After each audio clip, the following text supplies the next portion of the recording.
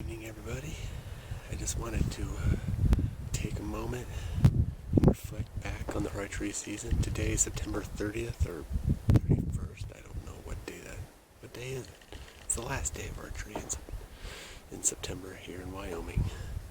And I thought I'd just reflect back on a few things. We didn't put no animals down. That was kind of a bummer. And that we had that opening day mule deer with my son that I missed, and I'll put the link here so you can see that and go watch that video. Boy, I really have been still reflecting about that and would love a second chance at shooting that deer. So even though I didn't put one down this archery season, it was definitely still one to remember for me. My son, my 11-year-old son, Malin, I think he came out hunting with me 5 or 6 days, maybe 7 days. Camped a couple days before the hunting season and just had a blast. He was all in for it, and there's definitely some memories there to be made. I do miss looking over and seeing him reading his book as we're sitting quietly out in the forest, which I'm not doing right now. Got a little bit of time here, so that's why I'm getting this out of the way. But he had a lot of fun doing it, and those are some of the things that I definitely will remember. Next year he'll be 12. We may get him out here hunting. So I thought I'd do a little recap on some of the events through September. You know, I didn't get a lot of that great hunting footage when you don't have the animals in front of you, and when my photographer was an 11-year-old holding the camera here, getting the B-roll and whatnot. So one of the first ones that jumped out to me, though, that I was thinking about was we got into a herd one day. We saw the cows. Maybe I got some footage of it I'll show here or not. We saw the cows. We heard the bugle. We got up into them and we got really close. And my son was right there with this camera filming. And definitely that bull was really close. There was at one point where he turns the camera and I turn because I thought it was right there on my right. And I was bugling at it, and next thing you know, the bull just kind of went from our right to here, to here, to here. Just went right around us in this circle, and we never saw him. And as I look back at that hunt, that's one that I kind of reflect on, thinking, oh, I should have just done this a little differently. We went up the hill to the cows. I thought, okay, I can maybe shoot a cow here, because I think there was another bull above them. I thought there was 2 bulls running this herd. Then we couldn't find the cows, and just messed it up. And really wish I would have just chased that one bull and went after him. He was still close, I think. We came back in on that herd later, but they left again, and we just couldn't get them. And it was really too bad that we didn't have any footage of that bull coming in, because my son was waiting on that day. And the look in his face, that was really cool. That was really special. Is that exciting? Yeah, exciting to go see some elk. We've been a few days without seeing too many animals. And you just heard a bugle and the cows, so let's go.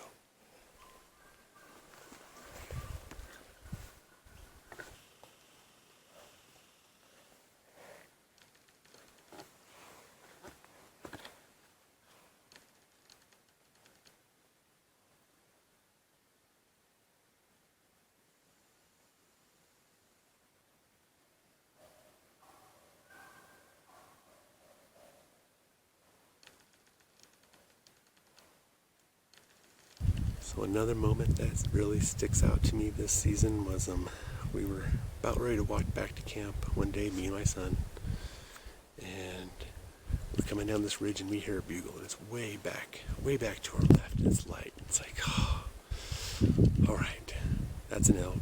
We gotta go check it out. And so we hike back up and we're bugling back and forth and trying to locate where is this bull in this canyon. Then I thought it was way up this gully. We hustle up the gully. I bugle. Oh, it's back to our right. We hustle back to our right. And we'd get to a few spots. We'd take a break. Okay, listen for a bugle. And then you'd hear it again. Then we'd move. Well, we finally got to this one spot where there was a gully. I knew he was in this timber. We had him located. And I throw out a bugle.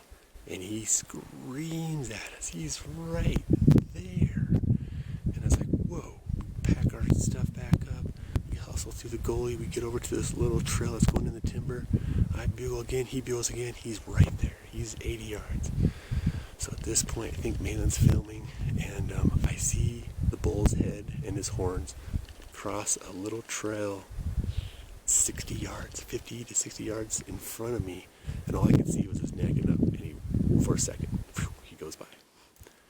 I'm thinking, okay, he's going to pop out right here. And so I'm ready to draw, and I'm looking at my shooting lane over here. And his Malin's behind me filming and whatnot. We kind of keep peeking down the trail, looking back up, and as I'm looking up, he goes, Dad, there he goes.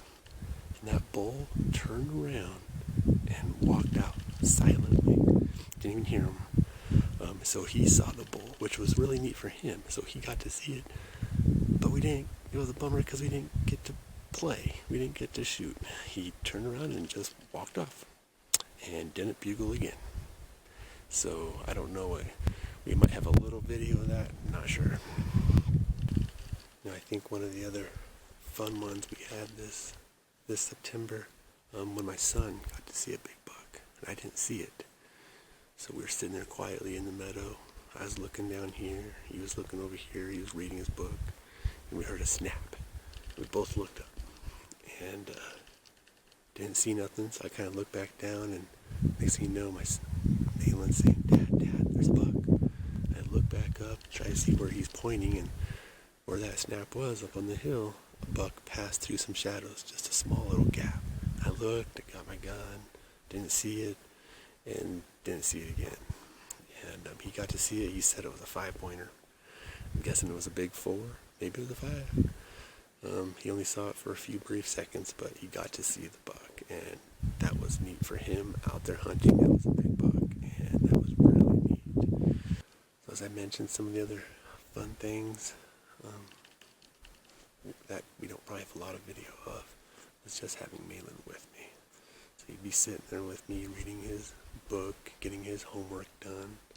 He did really well on being quiet. I got to watch him learn how to whisper, use a smaller voice. I got to watch him maneuvering through the forest and skipping sticks and branches and logs. He did wipe out on one log. It was a wet log. I said, "Don't step on wet logs."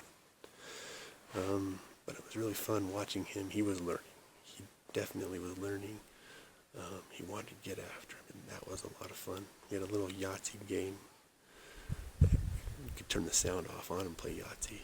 And there was one day we were playing a $1 game. You know, whoever game versus game win $1. And the very first game he played was about the lowest Yahtzee score I've ever seen. And we started laughing so hard, and he busted up laughing. He let his laugh out, and I had to quiet him down. It's just so funny, and just one of those moments, you know, not on camera, but I'm sure that next year he'll probably remind me, "Hey, Dad, remember that time we were playing Yahtzee? You scored the lowest score I've ever seen on a Yahtzee game." So that was just a lot of little fun moments with him. If we went back to camp, we would turn on some music. It was hot. Some of those September days, we'd be in our shorts. We'd just go outside. We had a Nerf football, and we'd throw the football for 30, 40 minutes in our flip-flops, drink a Pepsi, and then 3, 4 o'clock, head back up the mountain and hunt. And he was all for that. So that was a lot of fun camping with him. We were sleeping on our same bed in our trailer, and the one night that my wife and my other son came over, Malin decided he wasn't going to lose his spot in the bed. Normally he sleeps on the bunk bed. My wife was like, "Well, what are we going to do?" And I looked at her and was like, I'm staying out of this. We all three slept on the bed because Malin wasn't going to leave my side. He was my hunting buddy. And that was a pretty uncomfortable night, 3 of us on that twin bed or whatever it is. It was fun. It was funny. We'll remember that for a while. One of the other fun little moments of the hunting season was when my wife and Merrick, the youngest boy who's 8, got to come over, and we took them out for a little hunting trip, and we knew it'd get chilly that night. I was going to walk them over to this unit, sit on this unit for about 2 hours, see if any deer popped out. And so he was all bundled up. And I think the last thing he had on was this big pair of Carhartts, about 6 inches too long for him, that my wife found at some secondhand store. So he has these things on, and we're going down through the forest, and Malin's behind me. He's keeping up. He keeps up really well. And then I look back, and there's Merrick, and he's creeping.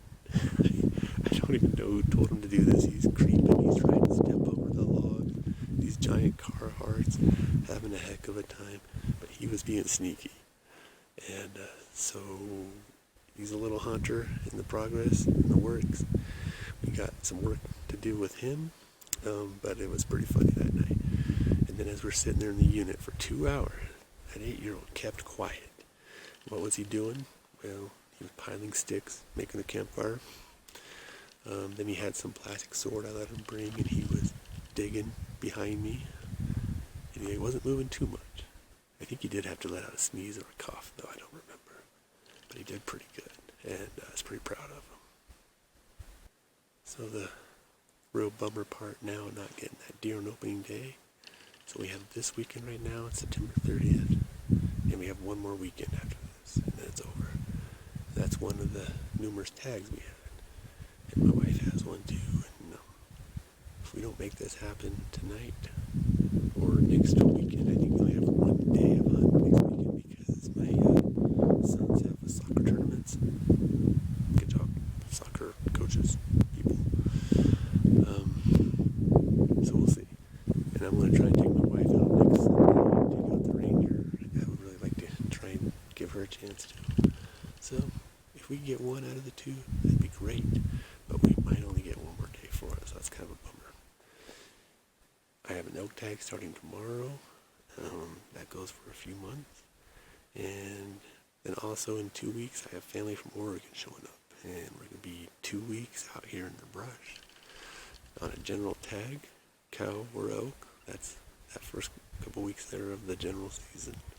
So we'll hopefully have some fun times and some good luck with that. So still to come too is the bison hunt. And I got my 4 days set, December 20th through the 24th that I get on the elk refuge. So that ought to be fun. Christmas Eve, maybe in Jackson Hole. Who knows? Christmas in Jackson. See how that goes. Got some friends and folks that want to come and help me with that. And we're going to try and get over there in November too. I don't want to put all my eggs in one basket for 4 days. I'm going to get over there as much as I can in November. There has been some snow, so maybe the bison are going to come down and get closer to the refuge, and we'll see how that goes. So stay tuned for those videos as well. Thank you for watching. That's a wrap for the September archery season here in Wyoming. Man, gotta go another 11 months now.